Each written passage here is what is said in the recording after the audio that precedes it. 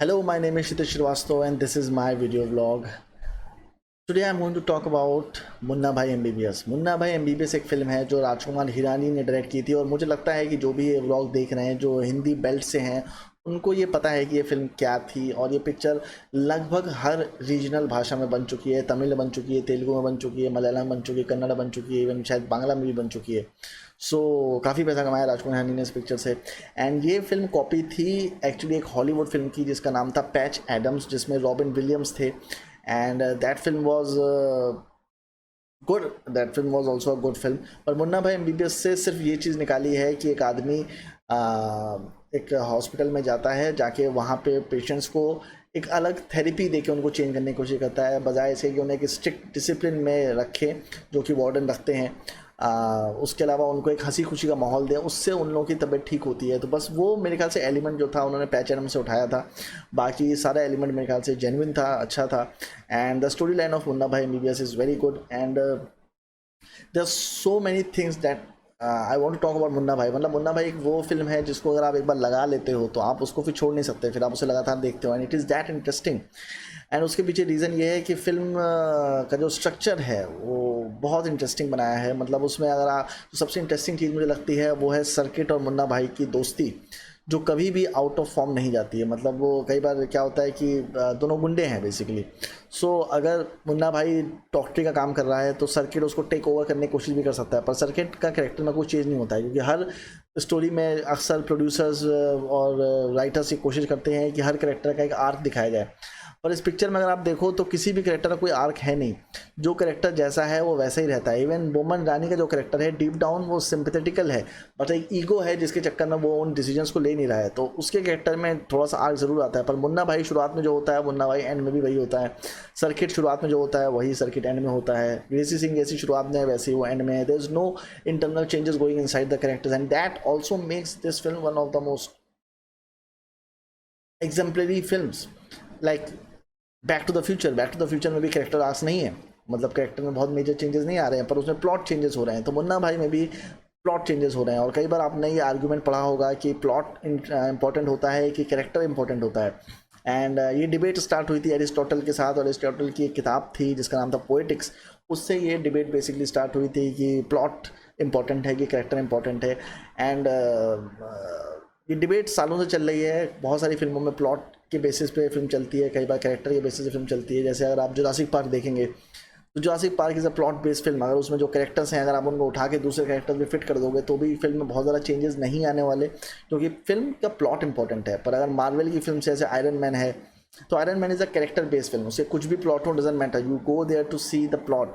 And Hollywood में mostly character based फिल्में ही चलती हैं। उसके पीछे रीज़न ये है कि जो सुपर स्टार्स होते हैं उनका काफ़ी इन्फ्लुएंस होता है अपनी ऑडियंस के ऊपर। तो वो बेसिकली फिल्म देखने नहीं आते हैं, कई बार वो सिर्फ एक्टर को देखने के लिए आते हैं। जैसे इंडिया में सलमान खान का जो फैंडम है उसके पीछे रीज़न ये है कि लोग सलमान खान की पिक्चर देखने नहीं जाते हैं, सलमान खान को देखने जाते हैं। तो कई बार सलमान खान की अगर ख़राब फिल्म भी होती है जिसकी स्क्रिप्ट बहुत वाहियात है तो भी लोग उस पिक्चर को देखने के लिए जाते हैं। सो कहने का मतलब यह है कि ज़रूरी नहीं है कि फिल्म में हर कैरेक्टर का एक आर्क होना चाहिए। अगर कोई आपसे कहता है कि तुम्हारी फिल्म जो तुमने लिखी है या जो स्क्रिप्ट लिखी है, जो राइटिंग करी है, उसमें कैरेक्टर्स में कोई आर्क नहीं है, then you can show him this example कि मुन्ना भाई के कैरेक्टर्स में भी कोई आर्क नहीं है। तो इट डजेंट मैटर कि कैरेक्टर में ज़रूरी नहीं आर्क होना चाहिए। Maybe your plot is more interesting than the characters. So that is what is happening in Munna Bhai. Munna भाई का जो ओपनिंग सीन है वो अपने आप में बहुत ही कमाल का सीन मुझे लगता है, क्योंकि उसमें 10 मिनट के अंदर ये सब कुछ इस्टेब्लिश कर दिया जाता है कि मुन्ना भाई कौन है और किस तरह से ऑपरेट करता है और किस तरह की चीज़ें हैं। अब जैसे मुन्ना भाई शुरुआत में एक टैक्सी ड्राइवर बना होता है और एक आदमी को किडनैप करता है, और बड़ा इंटरेस्टिंग तरीके से किडनैप करता है उसको। अगेन मैंने जैसा कि बताया है कि हर चीज़ को दिखाने के 50,000 तरीके होते हैं, पर उसको किस तरह से दिखाया जाता है दैट इज़ फिल्म मेकिंग।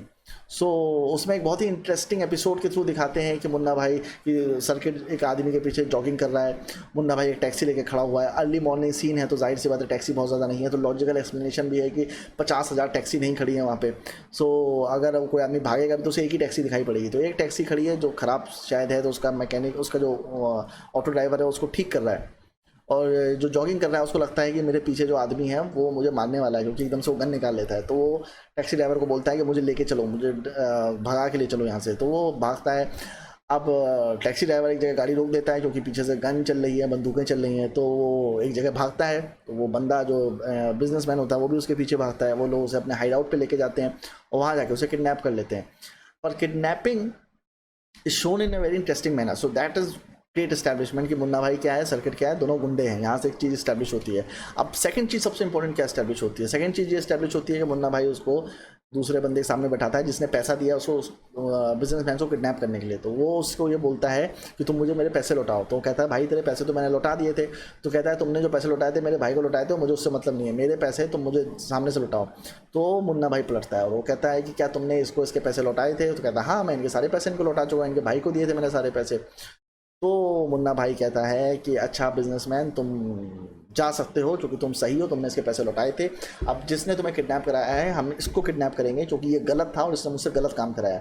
यहाँ पे एक बहुत इंपॉर्टेंट चीज़ जस्टिफाई होती है कि Munna Bhai is a just guy. Munna Bhai despite being a rowdy, despite being a goon, despite being a criminal, he has a sense of justice, he won't do wrong to people. So वहाँ से उसका character आपको पता है कि आगे भी जाके उसका कैरेक्टर ये होने वाला है कि that he is the hero of the film, कि ये कुछ गलत नहीं करता है। गलत even with in the boundary of crime वो कुछ गलत नहीं करता। वो जो भी करता है मतलब एक रॉबिन हुड वाली थिंकिंग उसको दी गई है। तो वहाँ से ये पूरा कैरेक्टर स्टैब्लिश होता है। उसके बाद मुन्ना भाई के कैरेक्टर को स्टैब्लिश करने की आपको ज़रूरत नहीं पड़ती है, ठीक है। उसके बाद बाप आता है, वो सारे सीक्वेंसेस होते हैं, इट वेरी इंटरेस्टिंग सीक्वेंसेस हैं जिसमें अच्छे वाइट शॉट्स का इस्तेमाल किया गया है। मुझे अच्छा लगा कि मतलब जिस तरह से उन्होंने शॉट्स का इस्तेमाल किया, नवाजुद्दीन सिद्दीकी का इस्तेमाल किया है। बाप घर पे आता है और सारी चीज़ें इस्टेब्लिश की हैं कि अच्छा मुन्ना भाई अपने बाप को दिखाने की कोशिश करता है कि मैं एक डॉक्टर हूँ, सारी चीज़ चलती हैं। पर इसमें आगे जाके एक और बड़ा इंटरेस्टिंग सीन आता है जो जिसके बारे में मैं डिस्कस करना चाहता हूँ। वो इसलिए डिस्कस करना चाहता हूँ क्योंकि मैं चिरंजीवी वाला वर्जन देख रहा था मुन्ना भाई का, और उस वर्जन में जब मुन्ना भाई डॉक्टर से मिलने जाता है पहली बार ये जानने के लिए कि डॉक्टर कैसे बनते हैं, तो रुस्तम पावड़े को कमरे से निकालता है, ऑपरेशन थिएटर से निकालता है और उससे इन्फॉर्मेशन लेता है कि किस तरह से डॉक्टर बना जाता है। तो वहाँ पे जो मेजर टॉकिंग है वो अरशद वारसी कर रहा है, सर्किट कर रहा है।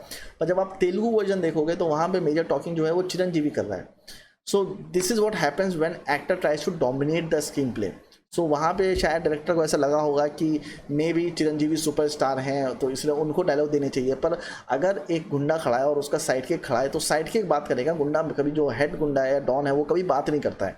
So that was the major flaw in that film. उसके बाद नेक्स्ट सीन आता है जो आपको डायरेक्शन स्किल्स के बारे में बहुत कुछ बताता है। उसके बाद जो नेक्स्ट सीन है वो जो मुन्ना भाई में स्टार्ट किया है और जो तेलुगु पिक्चर में स्टार्ट किया है, मैं उसके बीच में डिफरेंस बताता हूँ। जो तेलुगु वर्जन है उसका नाम है शंकर दादा MBBS।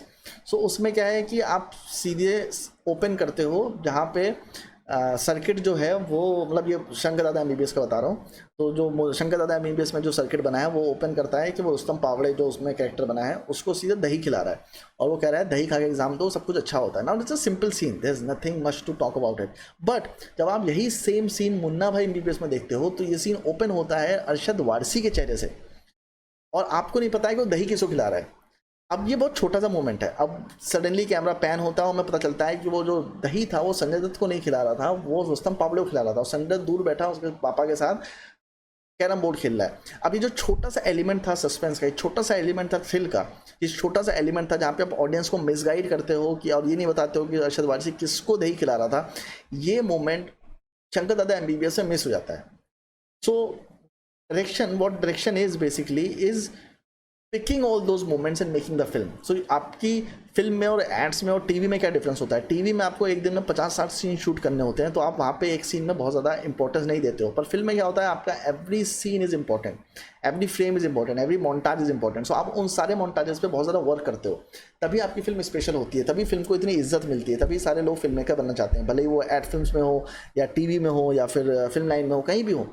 Everyone wants to become a film director because film director puts too much effort into the film, and film is the most highest form of art today in the entertainment section, in the commercial section, and that is why it is because you put too much effort into it. एक scene और आता है इस picture में जहाँ पे circuit picture को थोड़ा सा सीरियस कर देता है ये बोल के कि भाई वो हमारे जो अपोजिट में जो गुंडे लोग हैं वो ये बोल रहे हैं कि सर मुन्ना भाई का मन नहीं लग रहा है और तू संभालने लग धंधे को, ऐसा कर वैसा कर। और वहाँ पे हमको लगता है कि शायद ये स्टोरी जो है वो एक अलग डायरेक्शन लेगी, गुंडागर्दी की तरफ, जहाँ पे संजय दत्त जाएगा, जाके उन लोगों से भिड़ेगा, लड़ाई वड़ाई होगी, ऐसा कुछ होगा। पर सडनली कॉन्वर्सेशन चेंज होता है और संजय दत्त कहता है तेरे को पता है अपने शरीर में कितना हड्डी होता है, मैं यहाँ पे कॉन्सेंट्रेट करूँ या फिर तेरे धंधे पे कॉन्सेंट्रेट करूँ, इतना शरीर में हड्डी होता है, मारते वक्त हम लोग कभी सोचते थे क्या? तो इमीडिएटली वो डायरेक्शन उसको चेंज कर देता है कॉन्वर्सेशन को, और हम कभी नहीं जान पाते हैं कि अरशद वारसी उन गुंडों से कैसे निपटता है। यू गेटिंग माय पॉइंट कि इस पिक्चर का एक जॉनर है, जो कल भी मैंने एक वीडियो में बताया था कि अगर आप कोई फिल्म लिखते हैं और उसका एक जॉनर है तो उस जॉनर को पकड़ के रखना सबसे इंपॉर्टेंट चीज़ है। अब इस फिल्म का क्लाइमैक्स देखिए, क्लाइमैक्स में आप एक्सपेक्ट करते हो कि कुछ फाइट सीक्वेंस होना चाहिए, जो कि नॉर्मली हिंदी फिल्मों में होता है कि हाई ग्राफ जाता है, पर इसका क्लाइमैक्स ऐसा नहीं है। इसका क्लाइमैक्स बोमन ईरानी का जो ऑडिटोरियम में सीन होता है वो होता है जहाँ पे उसका माइंड चेंज होता है।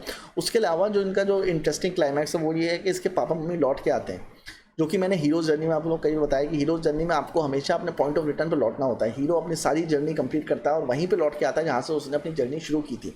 सो पूरा हीरोज़ जर्नी इन्होंने अच्छे से फॉलो किया है इस पिक्चर के अंदर। और एक पिक्चर थी दिल पे मत ले यार, तो उस पिक्चर का भी ये प्रॉब्लम था जो इस पिक्चर में नहीं दिखता है। वो ये था कि वो आधी पिक्चर कॉमेडी थी, फिर आधी पिक्चर बहुत ज़्यादा सीरियस हो जाती है एंड ऑडियंस गेट्स कंफ्यूज कि वो पिक्चर को किस तरह ले।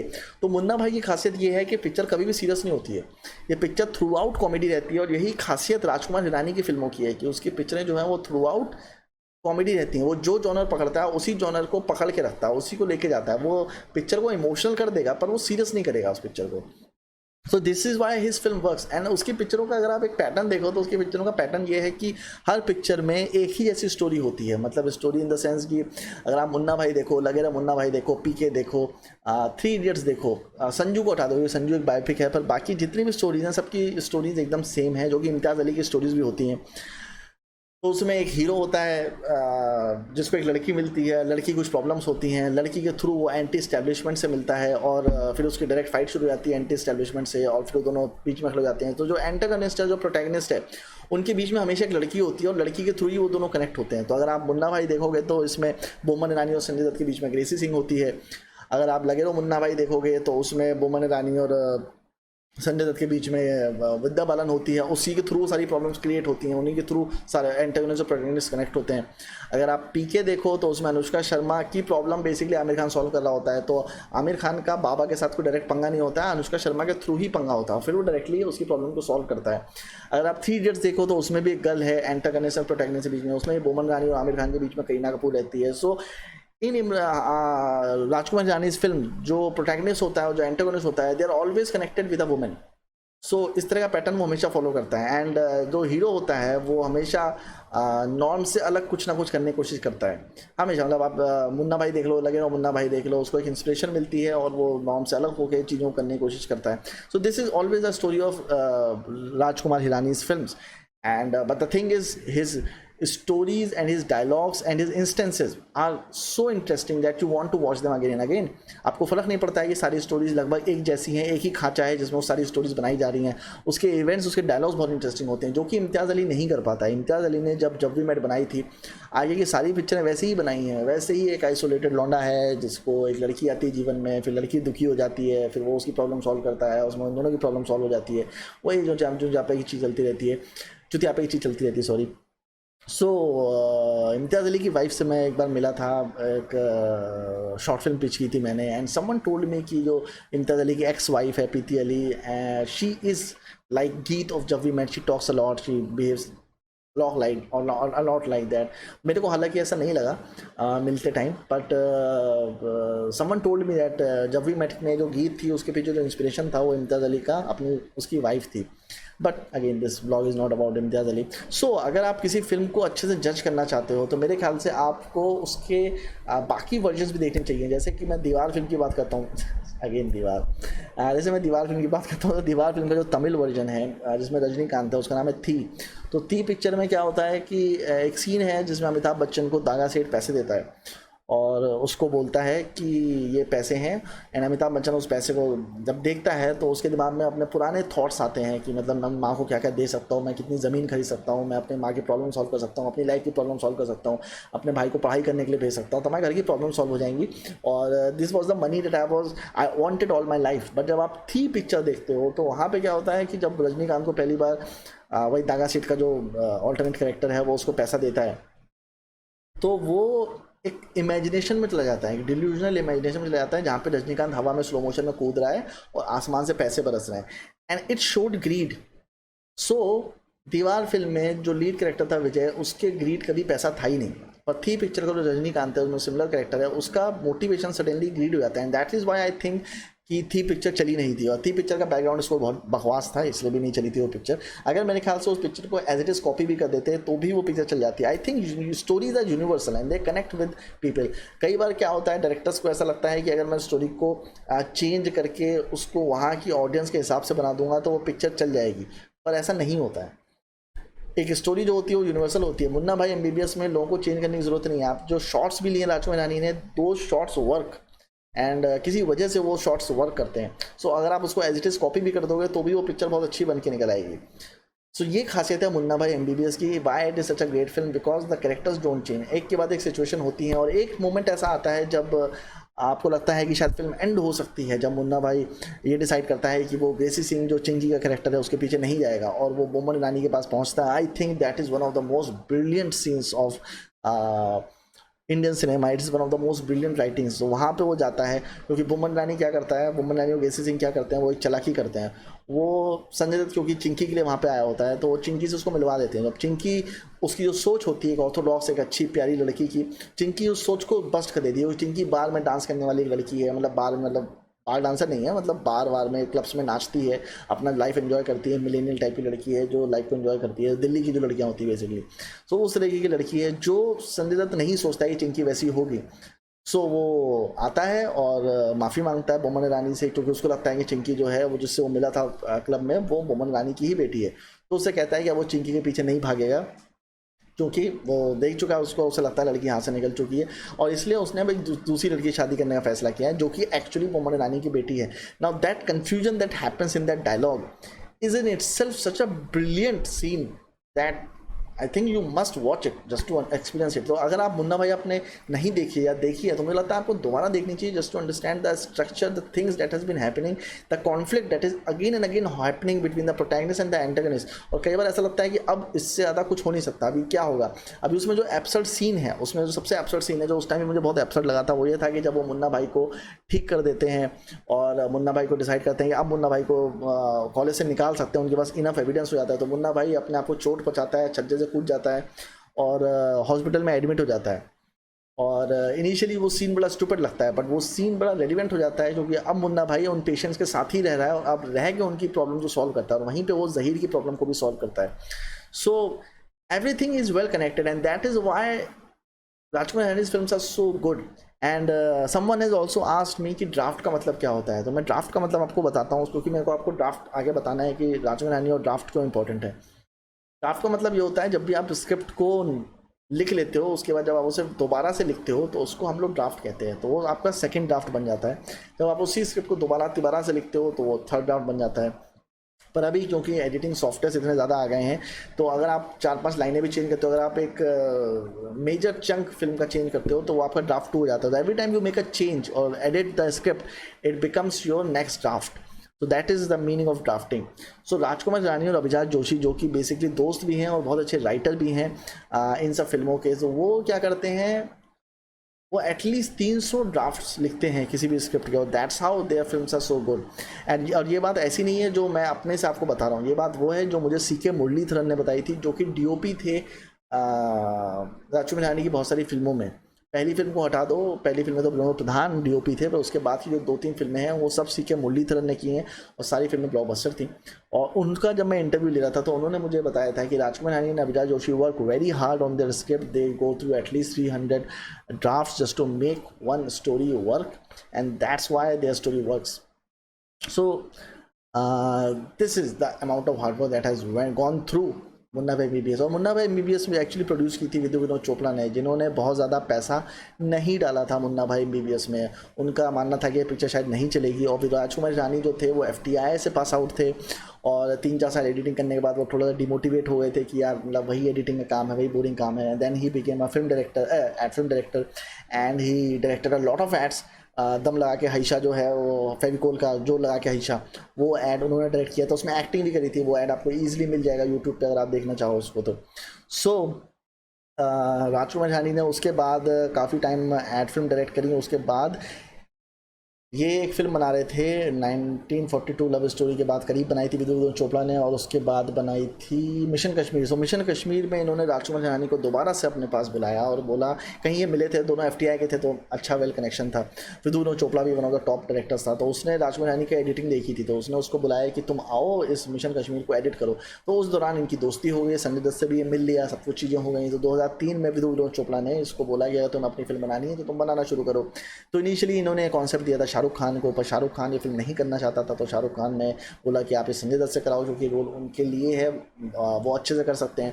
तो राजकुमार हिरानी संजय दत्त का उस टाइम काम नहीं करना चाहते थे, क्योंकि संजय दत्त का टाइम भी खराब चल रहा था, सारी पिक्चरें फ्लॉप जा रही थी। पर एनीवेज क्योंकि इनके पास कोई ऑप्शन नहीं था, और ये फर्स्ट टाइम डायरेक्टर थे जिन्होंने एड फिल्म की थी पर कोई फिल्म नहीं की थी। सो ये संजय दत्त के साथ अपनी फिल्म स्टार्ट करते हैं and that becomes a great film. And ज़्यादा पैसा नहीं दिया था। तो अगर आप लास्ट के सीन्स देखोगे और मुन्ना भाई की बायोग्राफी पढ़ोगे, या फिर मुन्ना भाई का, हाँ, फिल्म कंपेनियन नाम की वेबसाइट है जो कि विधु विनोद चोपड़ा की वाइफ अनुपमा चोपड़ा चलाती हैं। उस वेबसाइट पे आपको मुन्ना भाई और राजकुमार हिरानी की बेसिकली सारी स्क्रिप्टें मिल जाएंगी। और उन सारी स्क्रिप्टों की खासियत ये है कि उन सारी स्क्रिप्टों को शुरुआत में वो स्टोरी बताई है कि कैसे राजकुमार हिरानी ने अपनी फिल्में बनाई हैं। तो I think you should check it out, Film Companion का वेबसाइट, और वहाँ पर जाके आप स्क्रिप्ट डाउनलोड करो, उन स्क्रिप्ट को पढ़ो और जानने की कोशिश करो कि क्या अच्छी चीज़ है। बिकॉज फिल्म देखना अलग चीज़ है, पर फिल्म को समझने के लिए आपको स्क्रीन पे पढ़ना ज़रूरी है, क्योंकि जब आप स्क्रीन पे पढ़ते हो तो आप सीन्स को इमेजिन करते हो, आप विजुलाइज करते हो। सो विजुलाइजेशन बहुत इंपॉर्टेंट है। सो कहने का मतलब ये है कि आप जाओ, उनको समझने की कोशिश करो। तो बजट नहीं दिया था विधु विनोद चोपड़ा ने बहुत ज़्यादा, तो बहुत सारे जो लास्ट के सीन्स हैं वो उन्होंने बहुत ही लो बजट शूट किया था। तो लास्ट का जो सीन है जिसमें ग्रेसी सिंह और संजय दत्त खड़े हुए हैं और शादी हो रखी है, तो उसके लिए उनके पास सेटअप लगाने के पैसे नहीं थे। तो किसी की शादी हो रही थी, वहाँ पे उन्होंने संजय दत्त और ग्रेसी सिंह को बुलाया, खड़ा करा, फोटो खींची और वहाँ से चले गए। सो this is how they done the shoot. Because हमको ऐसा कई बार लगता है कि लोग बड़े कंफर्ट जोन में शूट करते हैं, और मैं भी कंफर्म नहीं हूँ कि इतना पैसा लगाने के बाद वो इतनी जगह पैसा क्यों बचाएंगे, जो कि ज़रा सा शॉर्ट ही लेना था उस चीज़ का। Maybe it's a story that they have created to show how much hard work they did in the work. I don't know, because I was not on the set, so I couldn't do that. हाँ, हालांकि मैं एक बार, मुझे अनुपमा चोपड़ा ने बुलाया ज़रूर था अपने ऑफिस में क्रिटिक के काम के लिए। मतलब मेरे को चाह रही थी कि मैं उनके कंपनी में क्रिटिक बन जाऊँ, और उसके लिए मुझे उन्होंने इनवाइट किया था। पर और मैं गया भी था, पर मुझे 2 घंटा इंतज़ार कराया, तो मैं वहाँ से भाग गया। और बाद में जब मैं वहाँ से निकल, तो जब मुझे फ़ोन कॉल आया था तो मुझे नहीं पता था कि मुझे क्रिटिक का काम मिल रहा है। तो मैं सिर्फ वहाँ पे गया, और 2 घंटे जब मुझे लगा कि यार ये सब चुतियापा चल रहा है, तो मुझे साले बैठाए हुए हैं यहाँ पे, तो मैं वहाँ से भाग गया। अब जब मैं वहाँ से भाग गया और घर जाके मैंने उस एड्रेस को गूगल किया, तो मुझे पता चला कि मैं विधु विनोद चोपड़ा के घर पर बैठा हुआ था। And I think I miss that opportunity. मतलब एक कनेक्शन बिल्डअप हो जाता अगर मैं वहाँ पे काम कर रहा होता। बट ठीक है, आपकी लाइफ में आपके चुतियापे होते ही हैं। और मुझे अभी भी याद है कि मैं बस में बैठा हुआ था, and I was feeling very angry about it कि मुझे 2 घंटे से सालों ने चूतियापंथी में बैठा रखा था वहाँ पे। No one was coming to meet me. So मैं बेसिकली विधु विनोद चोपड़ा के ऑफिस में बैठा था, जो कि ग्राउंड फ्लोर पे था, और ऊपर वाले फ्लोर में उनका घर था। And it is a common thing that happens with people, that you have to wait a lot for big people. And I initially in my initial days I didn't have the patience to sit somewhere and just wait for someone. I wasn't the kind of person जो bore होना पसंद करता है, तो मैं bore नहीं हो पाता था। खैर anyways, so watch मुन्ना भाई is one of the greatest films that you can see, and I would recommend it to anyone. Like अगर मैं कभी फॉरेन जाता हूँ, लोग मुझसे कहते हैं कौन सी फिल्म देखनी चाहिए, तो मैं उनको मुन्ना भाई रिकमेंड करूँगा, कभी खुशी कभी गम रिकमेंड करूँगा, DDLJ रिकमेंड करूँगा, दीवार रिकमेंड करूँगा। तो ये वो फिल्म है जिसके लिए मैं बहुत प्राउड फील करता हूँ कि ये पिक्चरें अच्छी हैं। और इन सब पिक्चरों के मैं और भी रिव्यूज़ करूँगा। मतलब अभी जो जिन पिक्चरों को लोग गाली बकते हैं ना कि ये DDLJ बकवास पिक्चर है, कभी खुशी कभी गम बकवास पिक्चर है, no, this films are great. और मैं आदित्य चोपड़ा और करण जौहर की बहुत रिस्पेक्ट करता हूँ कि उन्होंने इस तरह की फिल्में बनाई और एक पूरा एम्पायर क्रिएट किया है, despite they not giving me any work. I am big fan of them, और मैं उस लेवल तक जाऊंगा एक दिन। मतलब समय लगेगा, थोड़ा सा लगता है समय, हर चीज़ में लगता है समय। And you don't know the exact path. आप वो कनेक्शंस नहीं होते हैं, बहुत सारी चीज़ें नहीं होती हैं, but eventually things will start to happen once I will start making my film which will happen after the lockdown. So till then stay tuned और मेरा ब्लॉग देखते रहिए, सब्सक्राइब करिए, शेयर करिए, कमेंट करिए, लाइक करिए, जो मन आता है वो करिए, मेरे पापा कुछ नहीं जाता. मिलते हैं जल्दी नेक्स्ट ब्लॉग में. Thank you, bye bye.